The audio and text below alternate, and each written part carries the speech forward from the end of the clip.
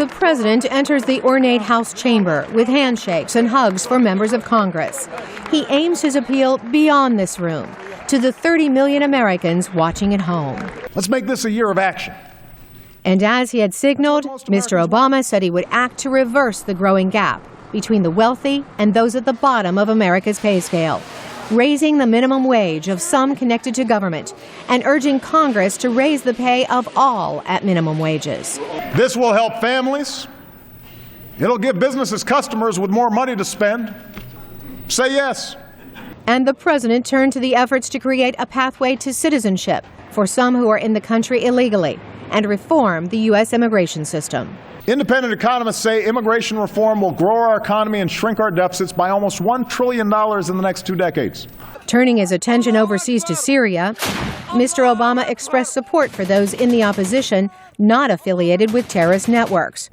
He pointed to diplomatic efforts to eliminate chemical weapons in Syria and to negotiations to keep Iran from building a nuclear bomb, crediting tough sanctions. But let me be clear.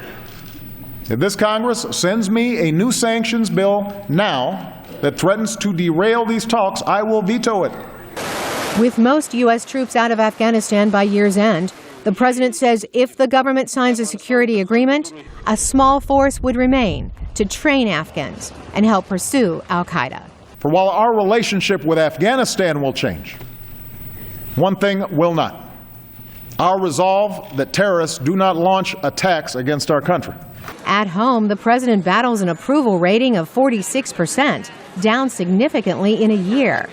And Congresswoman Kathy McMurris Rogers, giving the Republican response, delivered a different way of balancing income inequality, less government. So we hope the president will join us in a year of real action by empowering people, not by making their lives harder with unprecedented spending, higher taxes, and fewer jobs. From here, the president begins a 2-day, 4-state tour to promote his initiatives.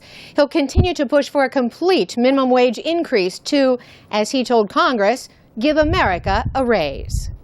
In Washington, Carolyn Presutti, VOA News.